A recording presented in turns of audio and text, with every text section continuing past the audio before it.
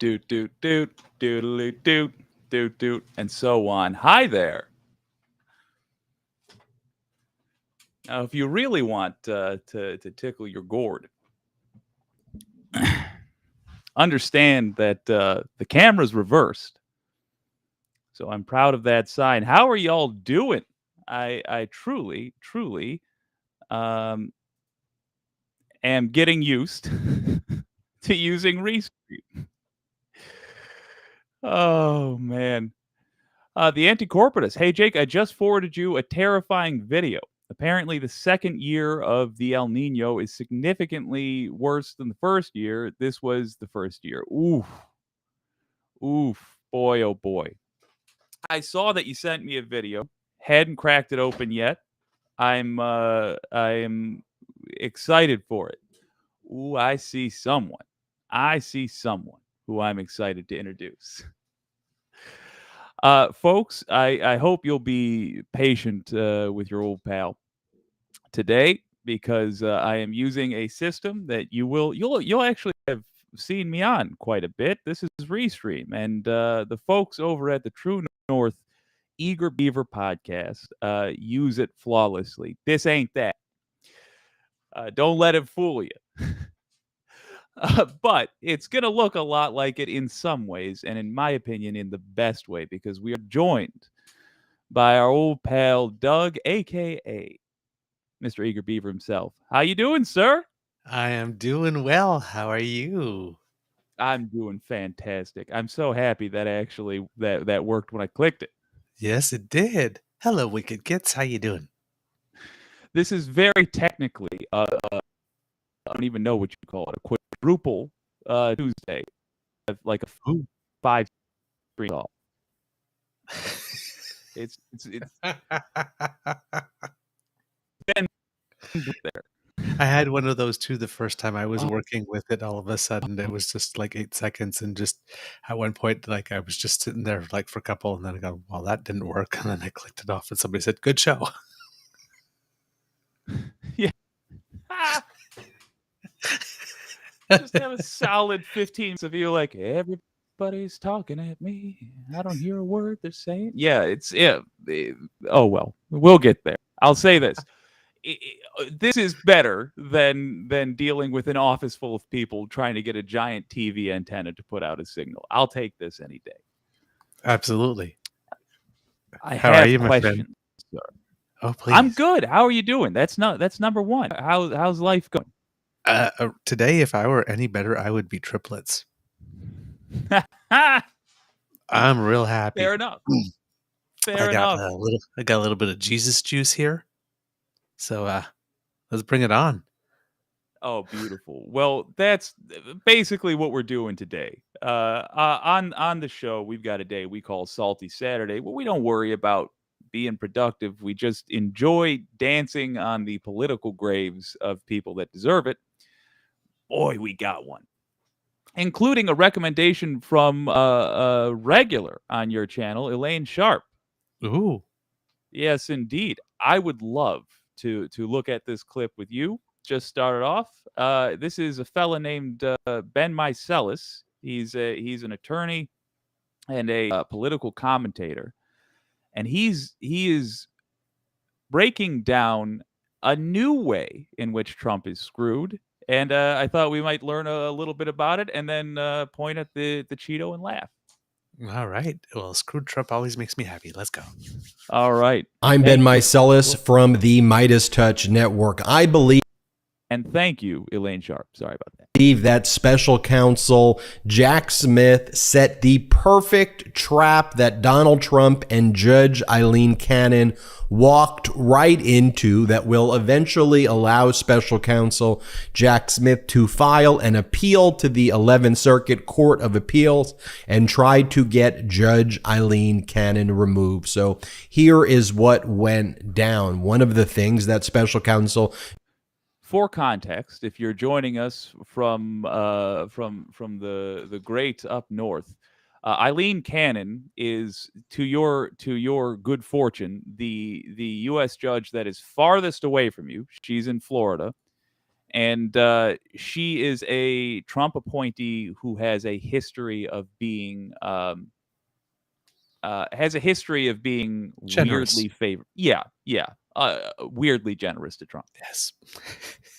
And his team immediate proposed was a Section 3 protective order pursuant to CIPA, the Classified Information Procedures Act, which governs the criminal case brought against Donald Trump in the Southern District of Florida because it involves Donald Trump's criminal willful retention of national defense information and obstruction of justice. So CIPA, a law that stands for Classified Information Procedures Act, governs how classified information shall be handled in CIPA-related cases. And there's a fairly standard CIPA protective order that is used and that governs the use and distribution and review of discovery when it comes to classified documents. So Special Counsel Jack Smith sent this standard protective order to Trump's lawyers who are not experienced in CIPA law, Classified Information Procedures Act law, nor is Judge Elaine Cannon, the Trump-appointed corrupt judge with barely any criminal law experience at all on the bench. She's, I don't think, ever even had a CIPA-related case before her. And Special Counsel Jack Smith showed Donald Trump this protective order. And then Trump's... Now, he's given us a lot of details, but this is why I like Marcellus, who, in the spirit of Dark Brandon, I have given the nickname Knock 'em Out Pete.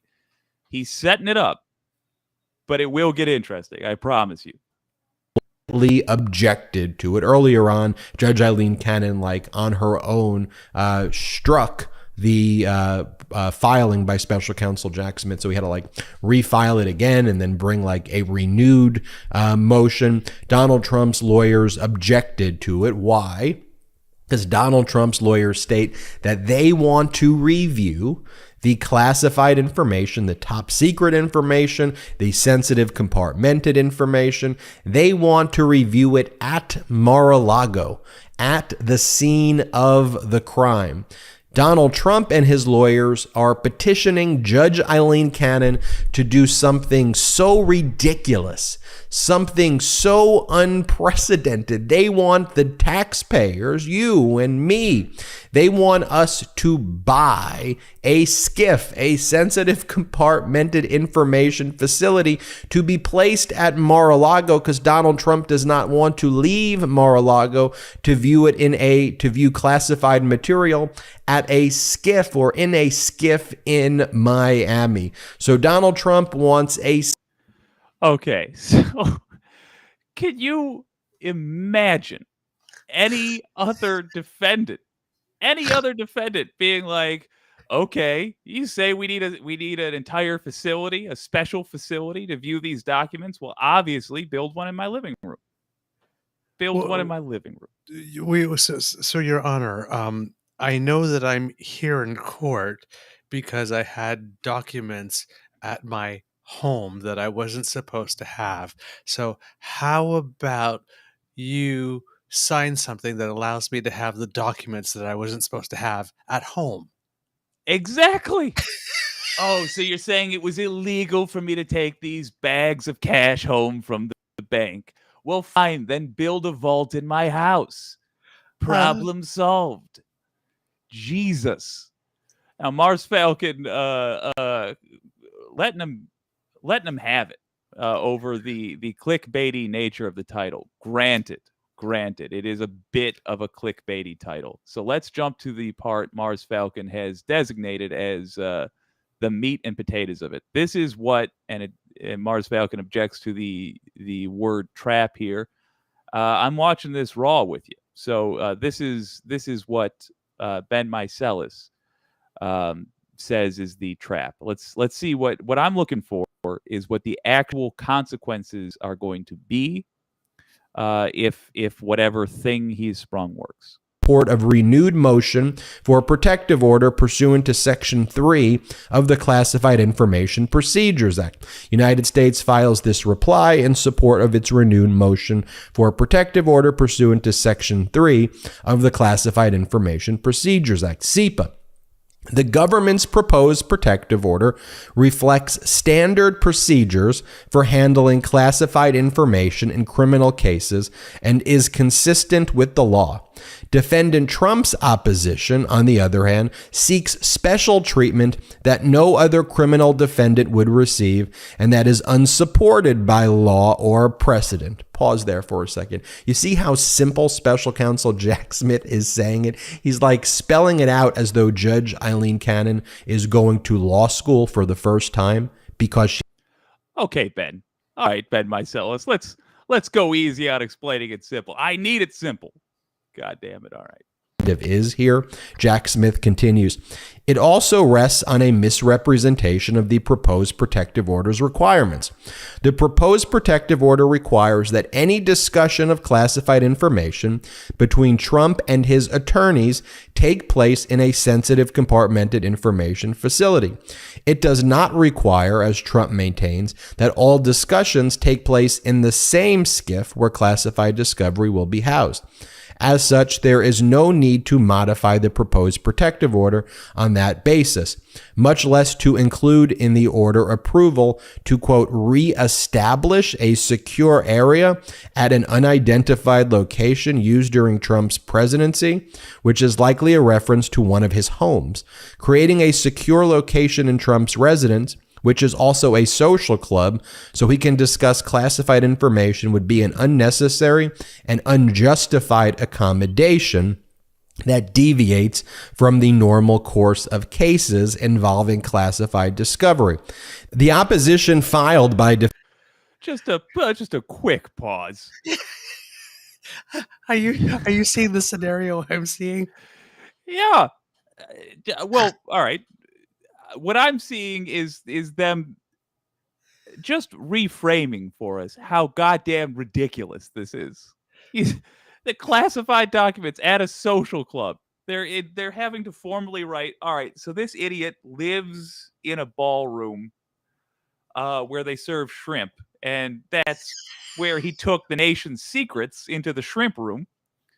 And so we were down in the shrimp room, and he said, "Well, build me a classified documents facility next to where we keep the shrimp." What is the matter with us? Okay, so I'm seeing. Remember when he was sitting at Mar-a-Lago and he had all these documents and people were holding like phones above it, Yeah, to give it light so people could read it, yeah. right? And then in the indictment, we hear that who was it, that somebody went into an audio room with somebody else.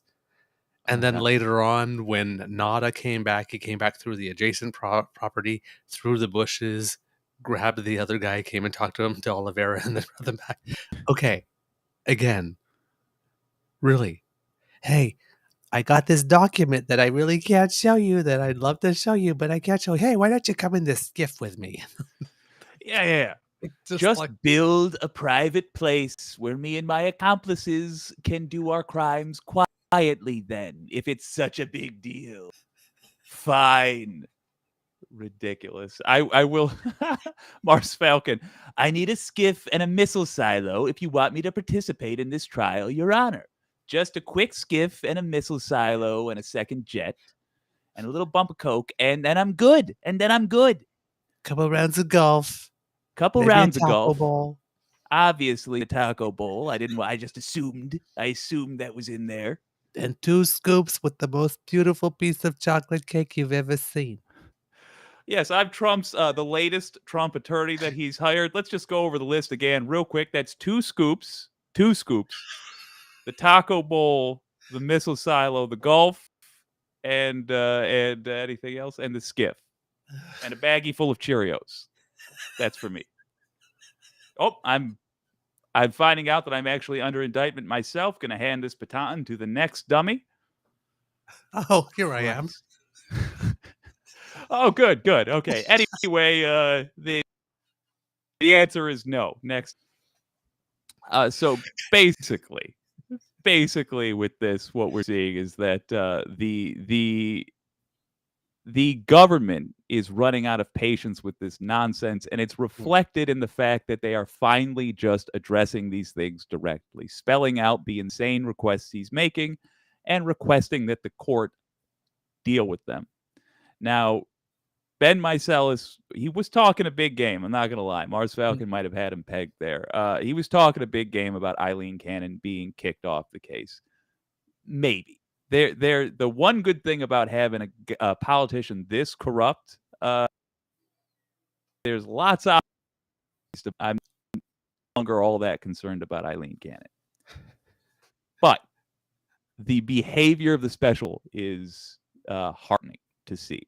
And I expect similar orders like this, or similar requests like this, being filed with a lady by the name of Chutkin, who I'm a lot more confident about.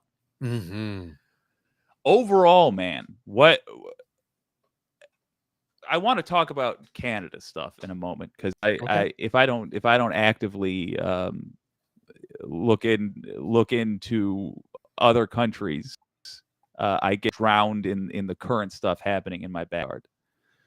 But to put a cap on this, we have essentially, I think if I've totaled this all up, we have 5 million Trump cases. Of the Florida stuff and the let me put it like this, of the Jack Smith stuff with Eileen Cannon, that's the Florida documents cases over here, and then now we have the Tanya Chutkin January 6th case. What are your overall thoughts, your feelings? My overall thoughts are, well, first of all, it's about damn time. Yes. Right? Number one. Yeah.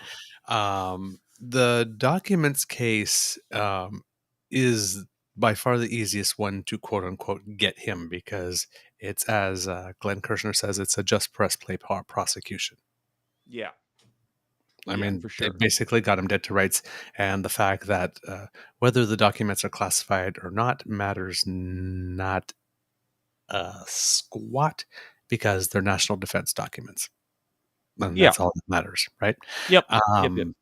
And he's got him, and Jack Smith has got him dead to rights, because that whole Bedminster document that he swore up and down didn't actually exist, because his actually media line for a while was, oh, no, I was lying. There was never any document. I was lying to these autobiographers. And then it's like, oh, yeah, charge 32. Boom.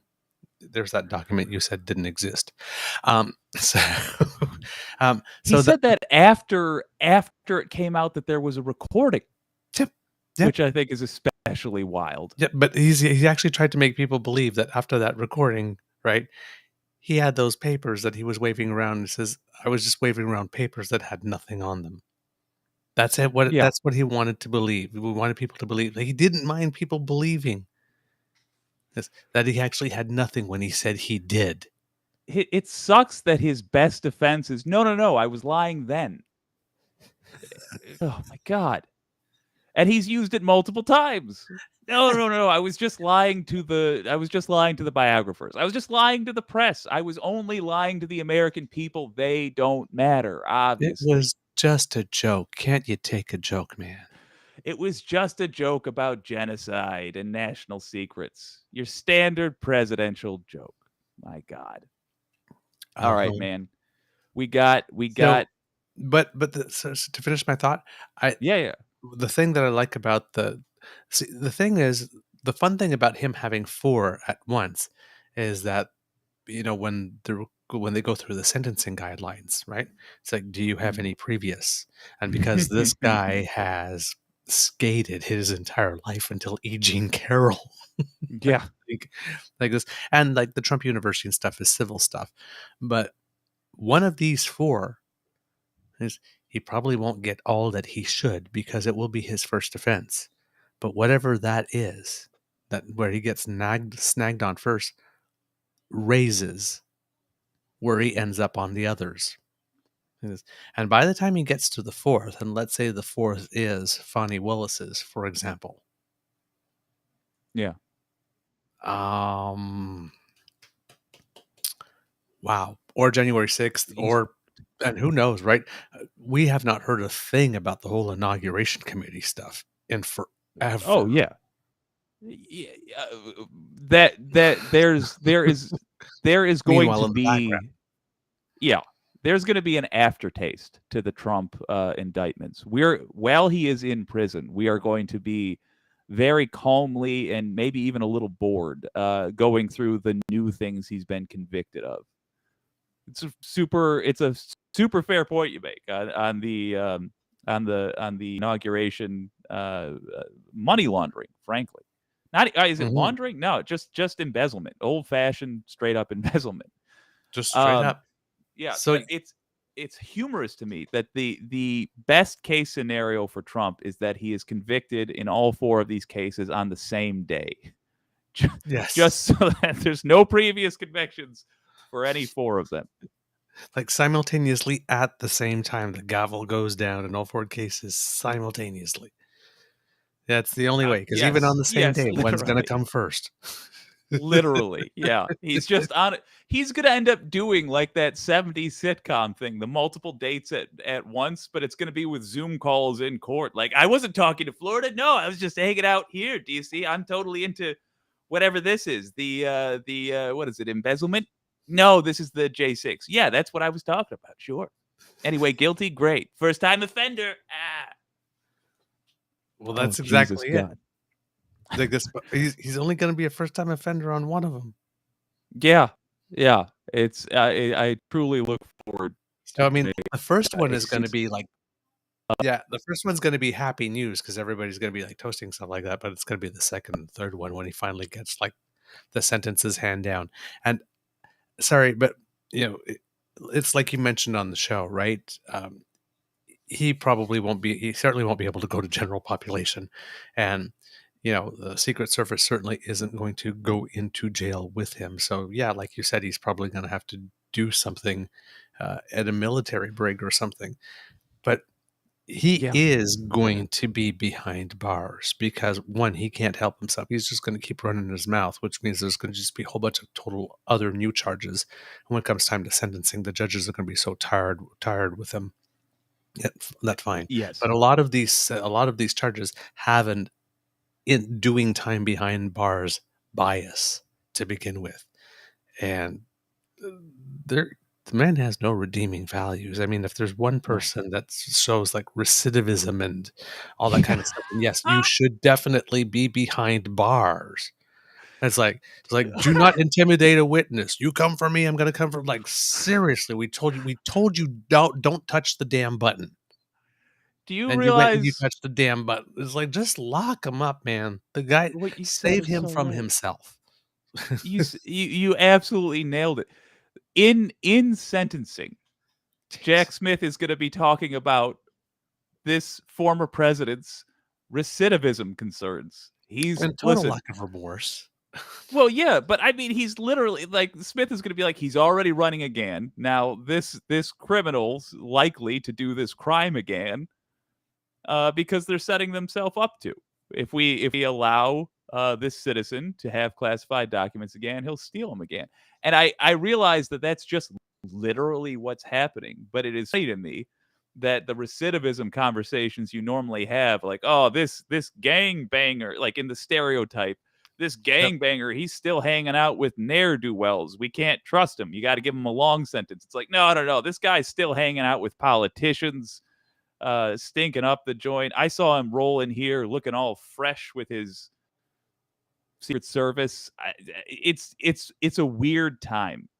It's weird to me that the vernet like the words we're using to describe a former president are are things like recidivism. How likely is this guy to reoffend and be a corrupt president again? Witness Like, tampering. yeah, witness tampering. He called a guy a rat. Like, it's all the stereotypical. Oh my God, I'm gonna send him. I don't know, gabagool, just to help him get through Is there a mobster's thesaurus? it. If there was, that's like the only book Trump would own. That would be it. He would even rent a I can't Bible. use disgrace again. Give me another word. I say disgrace too often. We've got rat. Let's see. We've got rat, wise guy. Okay, I literally used both those words. Look it up. Oh my God. I've already used little on Marco. I need another one. Oh my God. Mars. All right. So Mars Falcon's on fire tonight. Make a compilation of the sentencing for each charge. Just Trump rising, the judge reading the sentence, then hard cut to Britney Spears. Hit me, baby, one more time. Then next sentencing. Oh, baby, baby. Oh no! Oh no! Hi. Oh, baby, baby. Do you realize with AI, that's in our future? That's gonna happen now. We're gonna get a full. He's gonna have the tied up schoolgirl uniform and just full on the whole thing.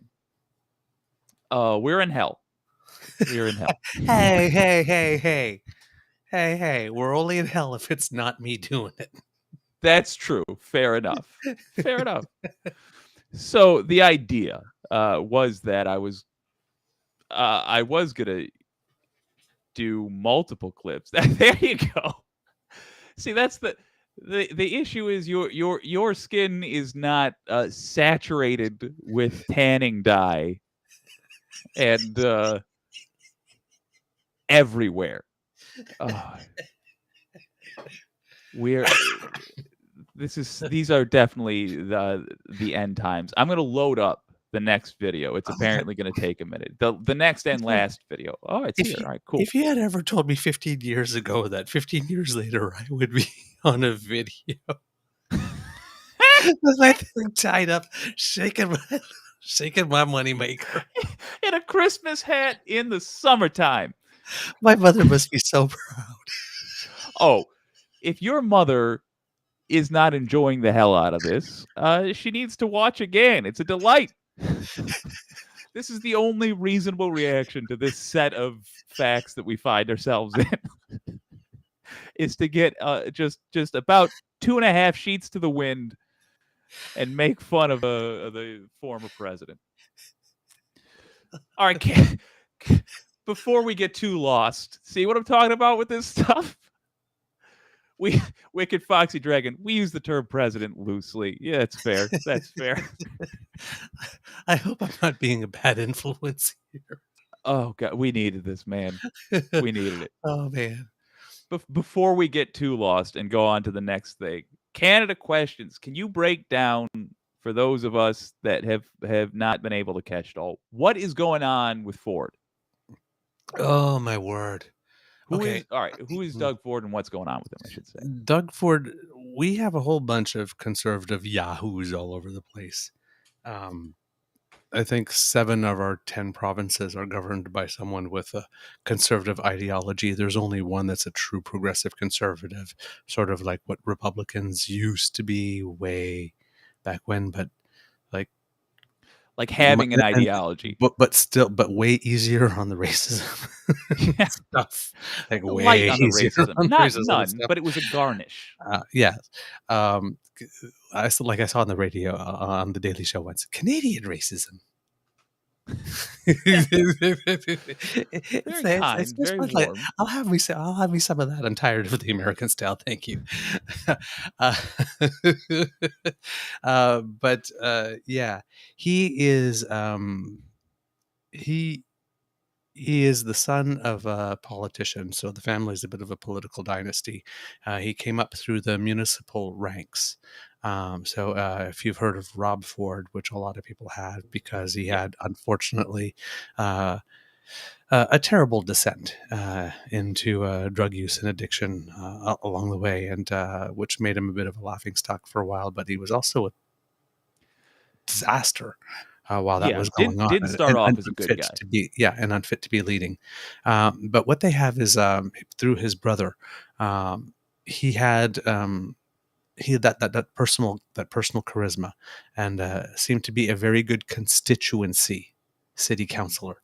And then with his father background, so they built a reputation as a political family that was very close to the people. And then his brother rose to the role of a mayor of Toronto. Now, at one point in Ontario, the Liberals had led, I think, for 4 straight terms with the 2 different premiers. The last one being Kathleen Wynne, but we had 3 years with Dalton McGuinty and 3 terms with Dalton McGuinty and 1 term with Kathleen Wynne. And then, familiarity breeds contempt. In Canada, Good. I like the that phrase. opposing party, the incumbent party doesn't the opposing party doesn't so much win an election as we throw the incumbent party out. And the opposition wins by default when we get tired of the other one. It's It sounds very, very familiar. rare that we have an election where somebody comes up and is pretty close, and then it's like, nope, we're switching to the opposition. Usually, before the election happens, the mood is pretty much clear that this is going to be a change one. Okay. And though we have more than 2 parties represented in our house, unlike the states, government has only been held between 2 parties, back and forth. So this Would it, real quick, Yeah. again for American context, would it be fair to say, though, even though there are only 2 parties that have ever held the big seat, would it be fair to say that there are 4 political forces that are the main players in Canada? 4 political parties. 3 really. Okay. Really 3. There is a 4th, but yes, 4th. With in Canada, because the province of Quebec, historically, there's a whole other thing, right? The French arrived first, then the English, and then there was Upper Canada and Lower Canada. One was French, one was English, one was more Catholic, one was more Protestant. At some point, they kind of united, and Atlantic provinces joined, and then everybody else, and Canada kind of sort of formed itself. And as opposed to the United States that had a Revolutionary War, we were loyalists, and somewhere in the 1930s we went to knock on the door and said, like, hello, it's like, could we run stuff a little more? And then England said yes, and then in the 80s we went back and said, yes, we'd like to repatriate our constitution, and England said yes, and so we're a constitutional Asking monarchy. nicely. Yes. Hell of a way to get things done, and it worked, for the record. It worked. So in Ontario, when the Liberals were getting the boot, the Conservatives were having a leadership run. And we had a guy named Patrick Brown that seemed like he was going to be in the lead to win this. And then it's around the time of Me Too.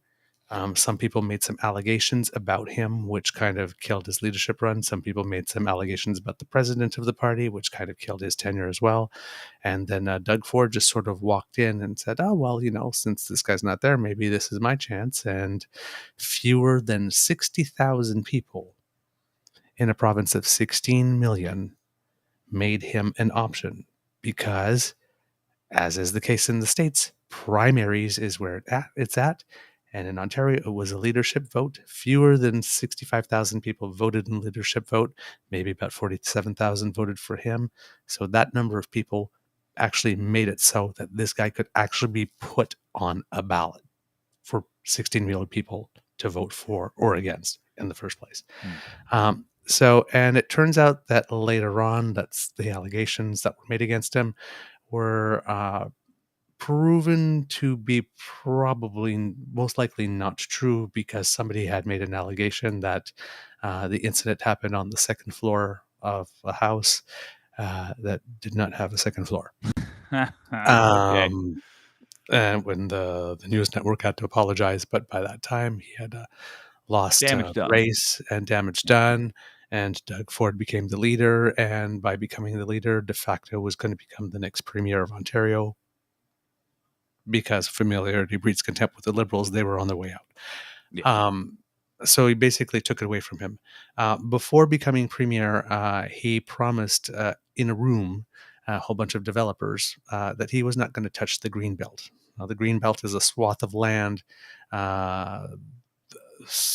huge swath of land. I think it's like I can't even tell you how big it is off the top of my head, but it is huge. That goes all around the sort of the Greater Toronto area, so not just Toronto, but Hamilton and like the whole area.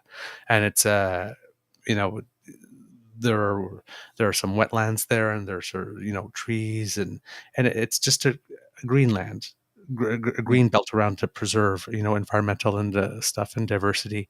And he told them in the room that he was going to open up some of those swaths of land for development, and that got out, and the public went nuts. And he said, no, okay, no, sorry, no, I won't touch it. And he had his first term, and he didn't touch it. Okay. And for some reason, I don't know if people were just apathetic post COVID or in the COVID lull, but we had an election with probably the lowest turnout in Ontario history. The media didn't do any accountability whatsoever, and the two opposition leaders that were running on the election were more interested in taking each other down than fighting him. So he just Noted. walked to a second majority, even though during COVID, so many people died in long-term care homes. It wasn't even an issue in the election. And then all of a sudden, out of the blue, there's development on the Greenbelt. The thing that he said he would not touch, swore up and down, he's touching it. And they brought in a guy, As wildfires are raging, as wildfires are as raging and all as that we kind of should stuff. have learned our lesson. Yep. So he brought in, he or his office, the premier's office, brought in a guy to be the chief of staff for the Minister of Housing. And they said, you've got 5 months. We need you to do this system. And they called it a land swap system. They were going to take 7,400 acres out, and they were going to put over 9,000 acres back in from somewhere else. This guy was given total authority to do whatever he wanted. So he took a group of people, put them together, created a unit, and then proposed, I think, 22 plots of land, and 21 were accepted to move on. And anytime that there was a problem, oh, you can't do this because of an environmental thing. We don't need to mind that. Oh, you can't do this because it's not close enough to because there's no infrastructure there. Measure the distance that it is from the closest infrastructure, and if it's within this, it's good. So he had all these authorities. He made people sign non-disclosure agreements. 93 people signed non-disclosure agreements. 93 people. And he made all of these decisions, and turns out that there were 15 plots of land that were then approved. 14 of the 15 were the ones that he suggested. And the ones that he suggested, well, they came up to him because he was sitting at a table, for example, from a builder's industry dinner, and they came to him with packages. Industry came to him to say, here is a package that we would like you to consider for these plots of land. So they had incredible access to him. 6 developers got plots of land, and 2 of the 6 have 92% of the plots that were opened. And in 2016 dollars, they risk making $8.3 billion. Now, the kicker is that when they bought these lands, between the time Doug Ford got elected the second time and now, which is like within the last 2 years, there was not supposed to be any development in these lands whatsoever. So how they knew to buy them, and some of them bought them at a time where the central bank interest rate was below 2%, bought them at 21, got loans at 21%. So just So a to super buy quick land that recap. nothing should be built on. Let's see if I have this correct. This guy says, I'm not going to touch this land for development. Mm-hmm. Gets reelected. Yep. But between when he said that first thing and now, he arranged deals for these folks to buy the land. Mm-hmm. And now he says this land actually can be developed on. Actually, we're going to allow you to develop on this land. Making the purchase that they made suddenly much more valuable That is at correct. the expense of, say it with now, the environment. Yep. Okay. That's pretty much All right. some of the most prime agricultural land left in the country. Have people looked into his literal bank account? Like, is there a chance he got just directly cash for this, or is it laundered properly where it looks like it came from elsewhere? My guess it's going to be the latter, but we really do not know. Although there's a guy in Canada who was a political fixer who was out and blowing the whistle on a whole bunch of stuff. And he says that according to word on the tweet, the premier, Shades of Vladimir Putin, has salted away about $420 million over the time he's been premier so far. That's a word on the tweet thing. I have no way of knowing. But this guy seems to have pretty good knowledge of what's going on in that part of the world, the underworld of politics. So, yeah, it's not That's really cool. shady as hell. It's That's shady as hell. shady as hell. And he's doing a whole bunch of other things, like he's like taking away the Ontario Science Center and building it somewhere else in Ontario Place, and he's building it somewhere else in one of these places where he's removing these two things. For some reason, there's a spa being built that needs a parking garage for 450 cars. So everybody's pretty much thinking that that's actually going to be a casino. Oh, for God's At some point, that sake. the spa is there, starting with the spa, but if we just walked up to these guys, like if you and I were to shove a needle and a small hose into our arms and just drain our blood directly into like a mason jar and just give it to them, can we just cut out all this dance that we're doing? Just give them our blood directly. I assume that's what they're trying to do. They're nickel and diming us to death. Yep. What is it we need to be done with all this pageantry? That's mostly what I'm annoyed with. Just all the pageantry around it. Christ. But we're realizing now that he's the one out of all of them then that's actually the most like Trump. When Trump was, it turns out. Yeah, when Trump was there, because everybody was thinking, the reason he survived is because he was the reasonable one. Because we have some wackadoodles, right? We have some, oh yeah, Marjorie Taylor wannabes, right? Yeah. So basically, he has enough of a survival instinct that when he screws up, he goes, oops, and then he backtracks and whatnot. So he looks like he's reasonable and he listens to the people as to the other people who just keep on plowing ahead.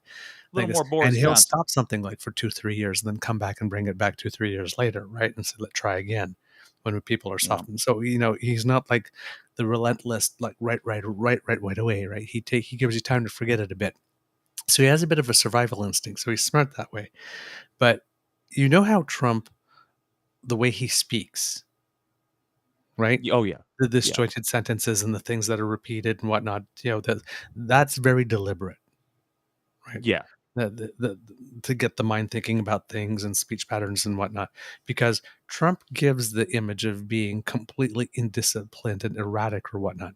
But when there's something he does not want to talk about, like for example, Russia, the man who can't shut up is ridiculously disciplined. Good point. Right? Well, this guy is the same thing, except he doesn't pretend to be, some guy who doesn't speak in complete sentences and whatnot. He does the, shucks, folks thing. The more you That's say his that, shtick. Like, he's the nice guy, right? He's the guy like, hey, I do Ford Fest. I have a barbecue every year that I have people come over and, like, we have hot dogs and whatnot. And I used to be a football coach, and like he has that happy sort of thing like this. Yeah. Right, like this, that Glenn hand smack in the back, yuck type thing. Oh, gee, shucks, I'm just doing the best I can. And everybody goes, oh, well, his heart's in the right place. And he's slimy as fuck. Yeah. He's slimy as fuck. The receipts. Here's the kicker about this scandal. This chief of staff to the Minister of Housing, right? to whom they've given this project, which is probably their number one priority because he wanted to do it the first time around and he couldn't. He got reelected. Now he's trying to do it again, even though he said he wouldn't. And he knows he's going to lose tons of capital because there's all this video of him saying that he is going to do it and then saying he's not going to do it. And now he's doing it. And he's still doing it anyway. He's deciding he can take the hit. Right? This guy who's doing all this, who's making these decisions, who's overriding policy, throughout the 5 months he's doing this, the Minister of Housing never once on the government's number one priority file asks him what he's doing or how he's doing it, and neither does the Premier. Ooh. They all just found out now. They gave them all this responsibility where he was like ignoring laws and founding his own unit and then making them sign non-disclosure agreements and deciding which personal lands were to be taken out and who gets them and whatnot, and no oversight whatsoever. That stinks of tactical ignorance. That stinks of pretending not to know so you don't have to take responsibility for it. As somebody who comes by not knowing things honestly, it offends me personally. I get enough guff from the natural faux pas that come with blindly stumbling into situations, and it bums me out that it seems to work if you're Doug Ford and you get a couple of millies from selling out your own the area you're in charge of safekeeping, essentially. Mm-hmm. And all you have to do is say, let me just wait. That's the kryptonite for all this.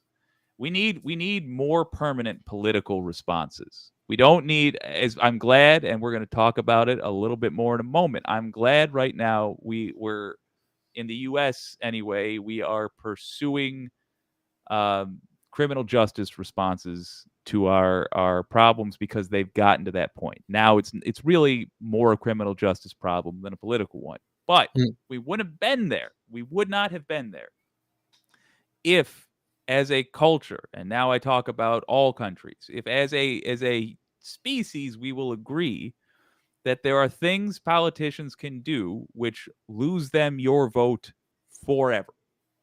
And this green belt thing is a classic example of that. But unfortunately, our Achilles heel is having a little bit of time pass by, and we just forget. We forget everything. Mm-hmm. We need a big book of grudges that we're just like, Doug Ford, you're in the book. That's that. No more votes for you, sir. Well, the thing that's interesting about this one, though, is that it's really, really simple and grandma can understand it, right? Grandma and grandpa can understand it. And people were really upset about the green belt the first time it was mentioned. This is something that people care about, right? Yeah. They take pride in this thing. So they're really upset. And the thing is that with these things, right, there's always a wait, there's more. The wait, there's more part on this is this all started out first because not with the Greenbelt stuff, but because when his daughter got married, they had a stag and doe party, which is a party that people come to, and like a bachelor party. Yeah, it's like a bachelor party, I think, or a wedding announcement party or something like that. Yeah, but they leave money and gifts and whatnot and all that kind of stuff. So some of the developers were there.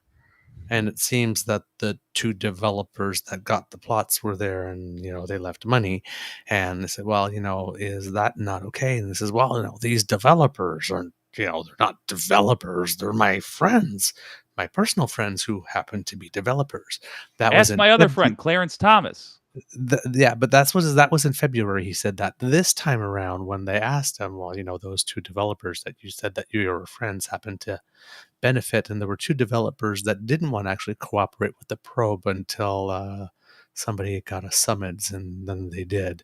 And I'm guessing it's probably those same two that got 92% of the plots. But I would assume. all of a sudden, then he's saying, no, these are not my friends. What I want to do is build houses. So somewhere between February and now, I guess they got unfriended. But that doesn't really matter because at the time they got the plots of land. They were his friend. Two things But come to mind. in the same year, they're my close personal friends. No, they're not my friends. To get through whatever nanosecond. Oh, utter dishonesty. I mean, that doesn't even. I don't even blink at that anymore. All right, all right, yeah. I just want to point out, number one, that is literally a plot point from Goodfellas. Receiving receiving money at the wedding festivities or the festivities around it. Thing number two, what else do you need to know about this person?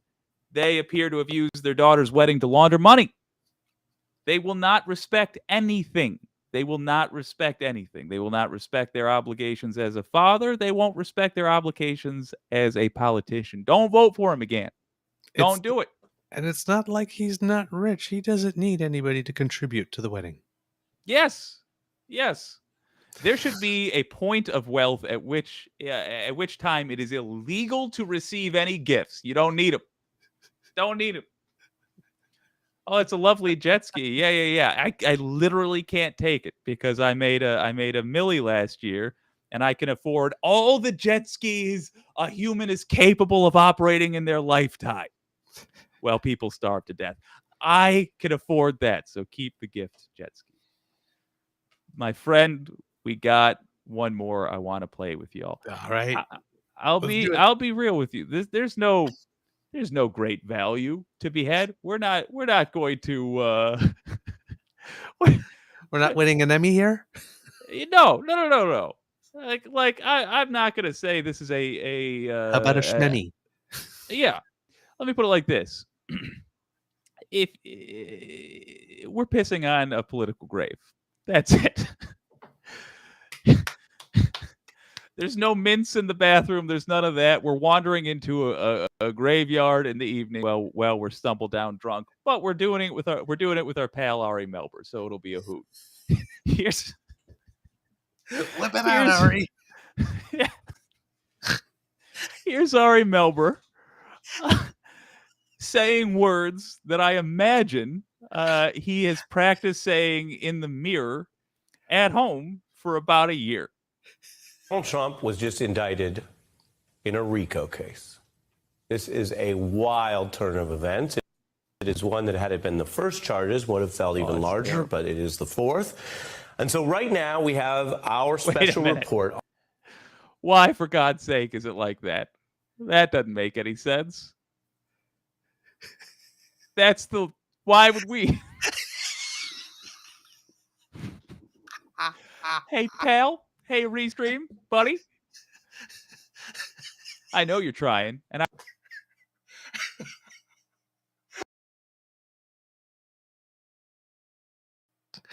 He's new here. We gonna make it happen.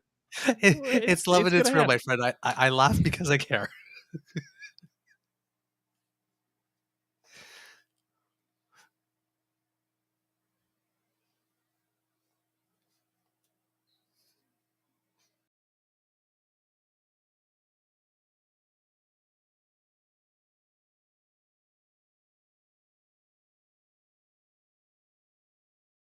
Nope. None of that worked, huh? Okay. Well, here's what I'll do. Hold on, send me the link. Ooh, okay. Maybe I can do it for mine. Dude, if I have this as a cheat code, I just want you to know that, first of all, I'll use it. And second of all, I will abuse it. I'm going to abuse it. I am. Here's the buck. I'm passing it. All right. Going in the old email. And okay, through the email. Okay.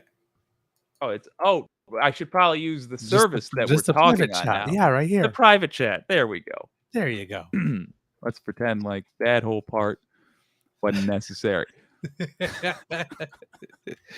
Why make it simple when you can make it complicated? Exactly. All right, here we go. Let's try this. See if it works. You're going to see something pop up that says somebody wants to share something. I did, and I clicked the first highlighted word that I saw. F it. How about this? Wait a minute. Hold on. I'll send it All right. again. Okay.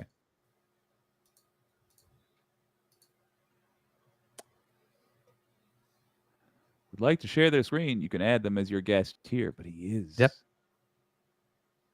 Click on that. I've clicked on it. Oh, damn. Well, tell you what. This clip is not long enough to justify how long I've faffed about. So how about this? I'll just play the clip, and we'll chime in a shortly.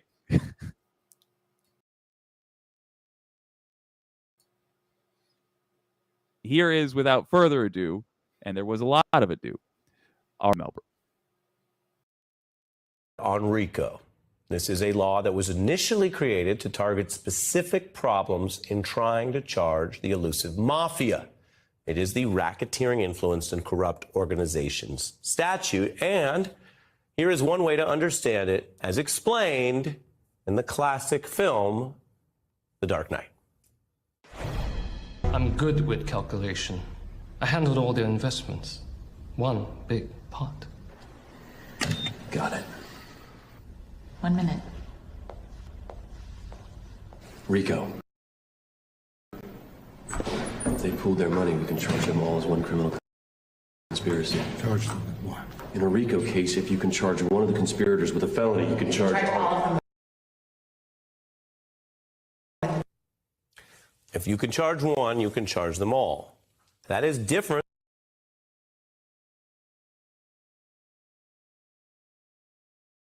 than how many criminal statutes work. And it started as a federal law, and now different states have their own versions.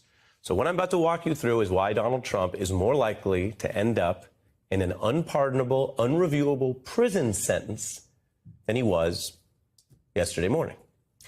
The law was first designed to go after the mafia. Over the decades, though, prosecutors have expanded it as a powerful tool for any criminal enterprise. Here's Fulton County DA last night explaining all of it. Rather than abide by Georgia's legal process for election challenges, the defendants engaged in a criminal racketeering enterprise to overturn Georgia's presidential election result. As you examine the indictment, you will see acts that are identified as overt acts and those that are identified as predicate acts, sometimes called acts of racketeering activity. The RICO charges has time that you have to serve, so it is not a probated sentence. She knows the law. The defendants better learn it. Some of them may have reason to need to know how to get out of a RICO case because it's very, very hard. As you heard the DA lay out there, just the actual law. And this is how it works. And in Georgia, it's the kind of case she says that does not allow for non-prison probation sentences if you are convicted.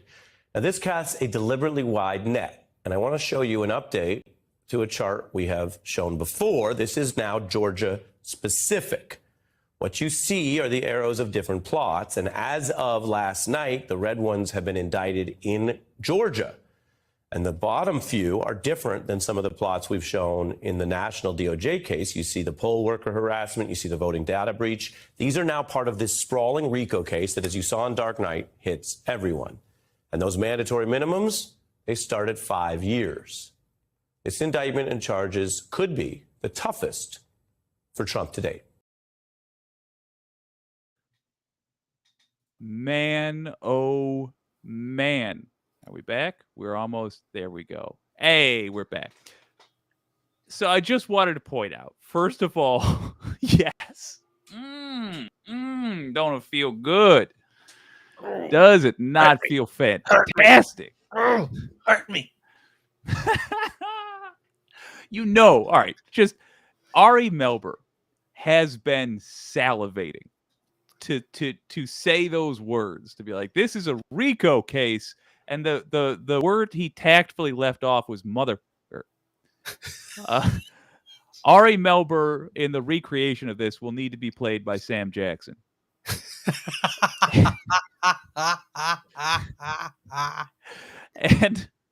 and I just want to point out that 20 years ago, not too long in the span of history, we had a president start a war over nothing, literally over a lie.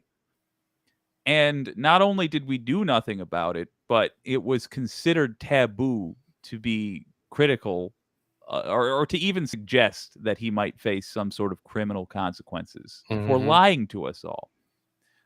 Baby, how far we've come.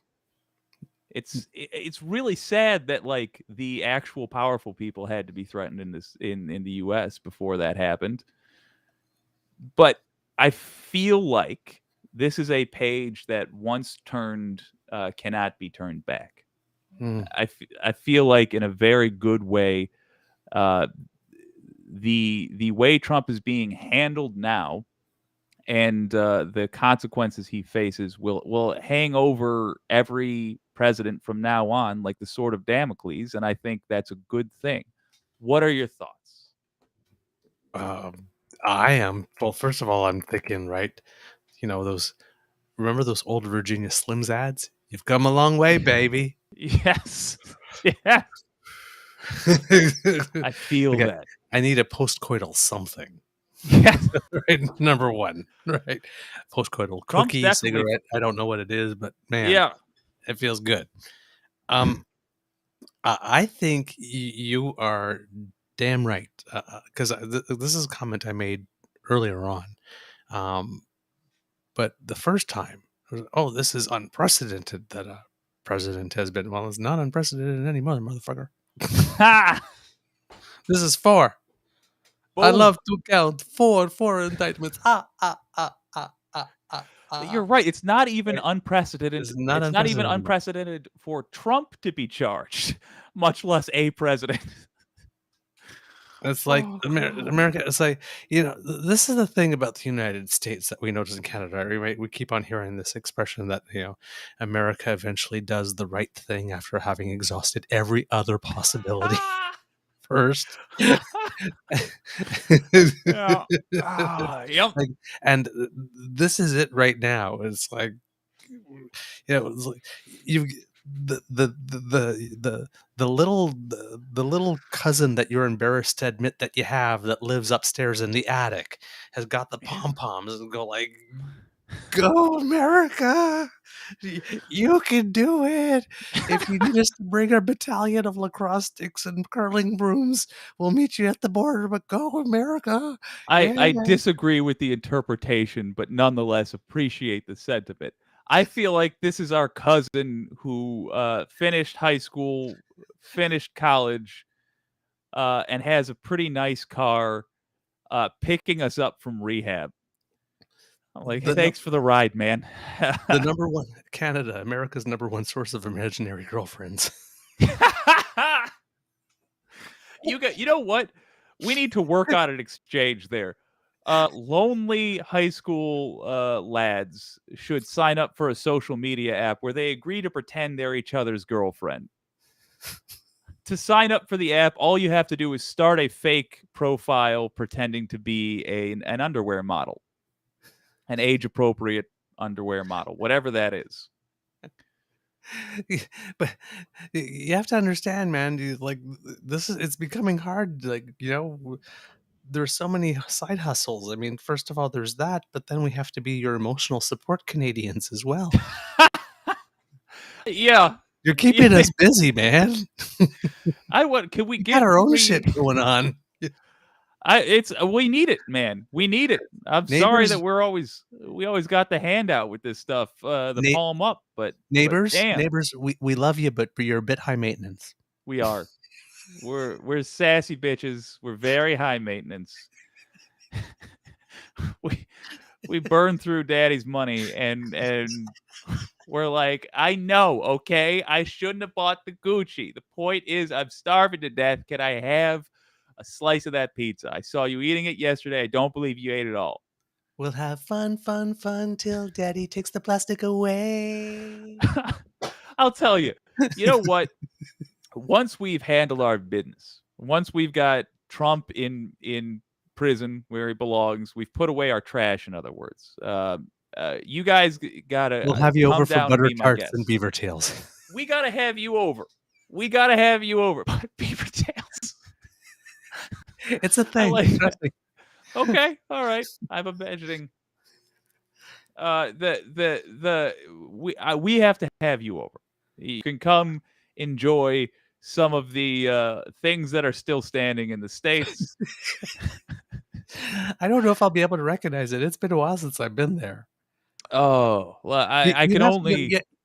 you have to understand that, like, for someone who looks like me, after September 11th, for the Oh, no. first 5 years, every trip to the United States came with a complimentary 2-hour interview. Getting to know you. Okay. Seriously, man. There, there was one time I remember sitting at the border because at one point it got really bad. So I used to come like several times a year, and I thought, okay, I'm just coming once a year. But when I'm coming, once I'm like across that border, it's like, okay, I'm clear. I'm staying for 6 weeks. I'm going to see everybody in one shot. I'm coming just once, and then I'm going back. And I did that for a few years. But I remember I was at the border, and I was going on my way to Chicago, and this lady stops me, and I swear I was in that room with just her for about an hour and 15 minutes. And like this was like September 6th, and I was going to be in the States like until about the 27th. And she looks at my bus pass, and she looks at the picture, and there's no bus pass because it was like 2 sections, because the picture lasts a year and you change the pass every month. She goes, "What's this, your bus pass?" I said, "Well, why don't you have a pass?" I said, "Well, if you were going to be in another country 25 days of the month, would you buy a bus pass for a full month?" And then it's like, Yeah. "Okay, well, what do you do for a living?" And it's like, "Well, I do this." I said, "Well, where's your business cards?" "Well, I didn't bring any." "Why?" "Well, I don't do business in the States." And it's Yeah. like, but because what I was doing at the time was translating English to French. There's not a lot of French market in the so, We but barely speak English. but There's- so but We're but not going to do a second language. originally I was a terrorist, Sure. and then I was coming to take American jobs. Then I was Sure. coming to do business illegally in America. And then Yep. ultimately my crime was that America wasn't good enough for me to do business in. And I was sitting there and I was going, well, like everybody, when I was in university, I would have loved to work in the United States because the exchange rate, but our dollar right now is worth like 95 cents. And for 5 cents on the dollar, I didn't really think it was much worth it. No. I'm like sitting here like, just like, I don't know, man, just like being like so typically Canadian, right? It's like, why would you? And then after all of this, she looks at me and she goes, "Well, I don't really have anything one way or another to let me decide whether or not I should let you in." Now, inside at that moment, I was like, "Really? Really? Nothing? You have nothing? Because I swear if you tap on that computer, you're going to see every freaking time I came to the United States throughout my entire life, and every time I've come back home, and there's never been a problem. But really, you're going to tell me you got nothing? Nothing?" Meanwhile, I'm sitting there going, "Oh." Mm-hmm. And just let her fill the space rather than not say anything, right? Just, "Oh, and then Yeah. what are you gonna say next?" "Well, I guess I'll let you go this time." Listen, what is the ethnicity is it First Nations? Well, here's the thing, That gives right? you a little bit of I'm flavor? unidentifiably ethnic, right? You don't know what I am. It's like, Yeah. I had like an eyebrow piercing there. I've gone with green hair. Now, I don't know how many terrorists have eyebrow piercings and green hair whose names are Douglas Connors. Now, I know when you say the word Douglas Connors, you don't think of a brown guy who looks like Carlos something or Listen, Stavros something or Ahmed something. I think I gotta defend my countrymen here. I think it was your fault for It's my fault. choosing to be unidentifiably ethnic. And Clearly. listen, not only unidentifiably ethnic, but with a Canadian passport, which every time they blow something up in the Middle East, they find stashes of Canadian passport because we're so inoffensive. They think that that's the best one to get around. And then, of course, I speak wrong. French, which is like a second language in a lot of Muslim countries, Arabic countries. And my passport actually was in French, and I'm self-employed, and I'm kind of ticking all the boxes here. In all fairness. you are ticking all the boxes only in a country looking for excuses. And by the way, you were talking about that's the second time today you've talked about the exchange rate for American dollars. The American dollar sounds great. I would love to see some sometime. That'd be real neat. Oh, we got plenty. We'll send you some. Yeah. Okay. Good. Good. Just a picture. I've always been curious. But Oh, Christ. but seriously, so I started going to the U.S. less, but I was staying there longer. And then about 1 year before he rode down that escalator was the last time I had gone. And since he rolled down that escalator, it was like, yeah, you know what? I'm good. Yeah. I'm Yeah, good it's right not a now. good So time. I haven't been to the States in about 8 years now, and I used to go like 5 or 6 times a year easily. On my honor, we will get this place ship shape. So help me, and we will invite you over physically when there's some dignity to be had in the trip. There are still things to see. I would Uh, be very, very, very happy to come if that was the case. this is also my way of looking for an excuse to go to Canada before then. Ha cha cha! Well, Looking for those angles. you know wherever I am, you have a home, my friend. Oh, rad as hell. Well, I'll tell you, man. Thank you for joining me tonight. Let's wrap it. You got a morning show, man. All right. Can you do the plug? Because I always do it bad. True North Eager Beaver podcast on the Crier Media Network. That's Hit correct. us with where to watch. Oh, you can watch us everywhere you watch your fine podcasts, but we have the True North Eager Beaver Media Incorporated because, yes, we are incorporated. I am a captain of industry, apparently. The fools, they don't know what they've done. Yes, on YouTube, that's the best place. Or if you go to on Twitter, at True Eager is our feed, and we stream live to there too. You can find us on Twitch and all the platforms where there's streaming. But yes, our YouTube page is the one. If you can go there, and while you're there, if you're feeling romantic, if you smash some buttons, that kind of You makes us happy. basically got my technique down then. All right. On that high note, this has been WYCD Wicked. That stands for What You Can Do. That was Eager Beaver. Thank you all for joining me. Thanks, everyone. I don't have an